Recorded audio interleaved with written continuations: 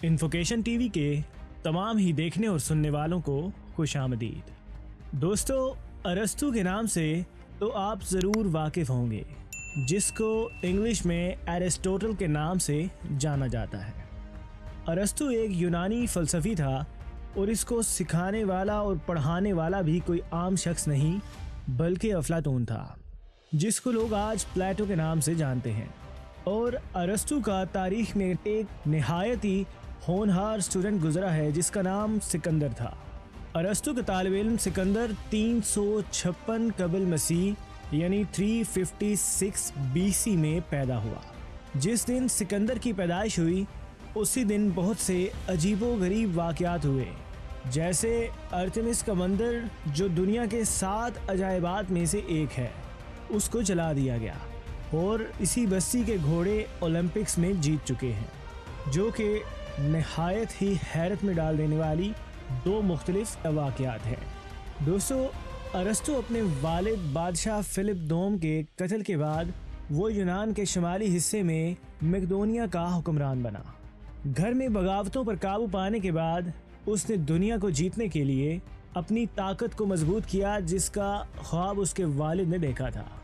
इसने यूनान, इलेरिया, थ्रेस, टेन्योब, एशिया, शाम, फोनेशिया, यहूदिया, मिस्र, बाबल, फारस, सगदिया, बाहतर, अफगानिस्तान और हिंदुस्तान पर गलबा हासिल किया। वो तारीख में एक ऐसे शख्स के तौर पर उभरा जिसने ज़मीनों और तहजीबों को अबूर किया और उनकी ज़िंदगियों पर अपना निशान बनाया। यानी इस तरह की फतूहात हासिल की कि वो लोग अपने मरते दम तक सिकंदर की फतूहात को भूल ना पाए और उसकी शुजाअत को मिसाल के तौर पर अपने अहलो अयाल में बयान किया करते थे। इसलिए इसे बिजा तौर पर सिकंदर आज़म भी कहा जाता है और इंग्लिश में इसको अलेक्जेंडर द ग्रेट के नाम से पज़िराई हासिल हुई। दोस्तों, एरिस्टोटल यानी अरस्तु सिकंदर का उस्ताद था और उसने सिकंदर को बयानबाजी और अदब की मुकम्मल तरबियत दी और साइंस, तिब और फ़लसफ़े में इसकी दिलचस्पी को उभारा। एक दिन जब सिकंदर अपने वालिद के साथ चल रहा था तो उन्हें चंद आदमी मिले जो एक जंगली घोड़े पर सवार होने की कोशिश कर रहे थे। सिकंदर ने फ़ौरन घोड़े को पसंद किया और अपने बाप से मिन्नत करने लगा कि वो इसे खरीदना चाहता है। सिकंदर का वालिद फिलिप हंसा और उससे कहने लगा कि सिकंदर, अगर तुम खुद इस घोड़े पर चढ़कर बैठ जाओ तो मैं ज़रूर ये घोड़ा तुम्हारे लिए खरीद लूँगा। सिकंदर ये सुनते ही बहुत खुश हुआ और सोचने लगा कि आखिर कैसे इस बिफरे हुए जंगली काले घोड़े पर सवार हुआ जाए।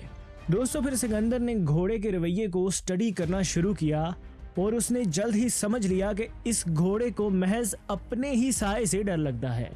ये जान लेने के बाद सिकंदर घोड़े के पास गया और उसका रुख सूरज की तरफ कर दिया ताकि घोड़े को अपना साया ना दिखाई दे।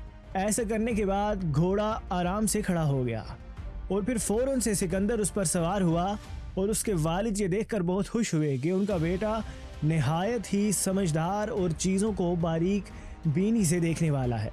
फिर उन्होंने वो घोड़ा ख़रीद लिया और सिकंदर ने उस घोड़े का नाम ब्यूसफेलस रखा, जो अगली 2 दहाइयों तक इसका वफादार घोड़ा साबित हुआ।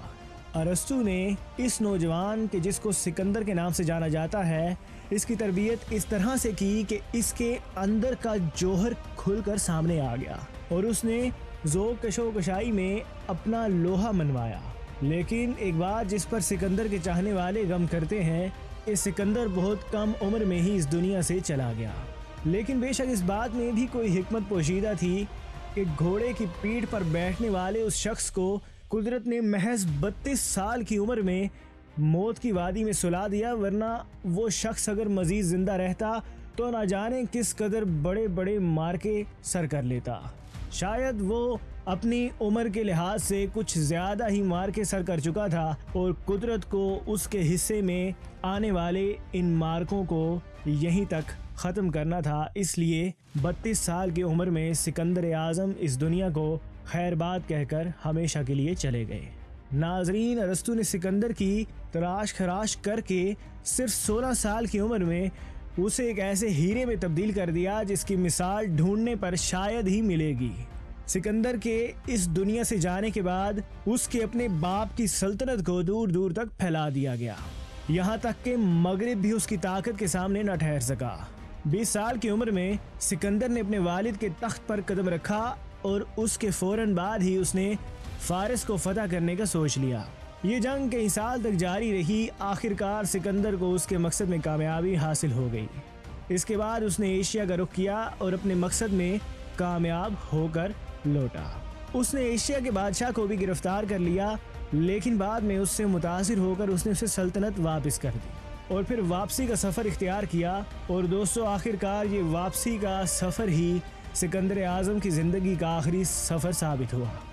फिर दुनिया सिकंदर को बहुत से नामों से याद करती रही, जिसमें सिकंदर आज़म के बाद दूसरा मशहूर तरीन लक़ब उनके लिए फ़ाते आलम भी फहरिस्त में शामिल है। दोस्तों, शायद ही तारीख़ ने इतनी कम उम्र में इतना होनहार और शुजाअत से और हिम्मत से लड़ने वाला और इतनी बड़ी फसाहत और बलागत रखने वाला एक नौजवान शख्स देखा हो। बेशक के इस्लामी तारीख़ में बहुत से ऐसे इस्लामिक हीरोज़ मिलते हैं कि जिन्होंने कम उम्री में ही बहुत नाम, बहुत इज़्ज़त, शोहरत और मैदान जंग में अपना लोहा मनवाया। सिकंदर आज़म उन्हीं इस्लामिक हीरो में से एक हीरो थे। अब तक के लिए इतना ही। कमेंट सेक्शन में अपनी कीमती राय से आगाह करें और इस वीडियो को लाइक, कमेंट और शेयर कीजिए।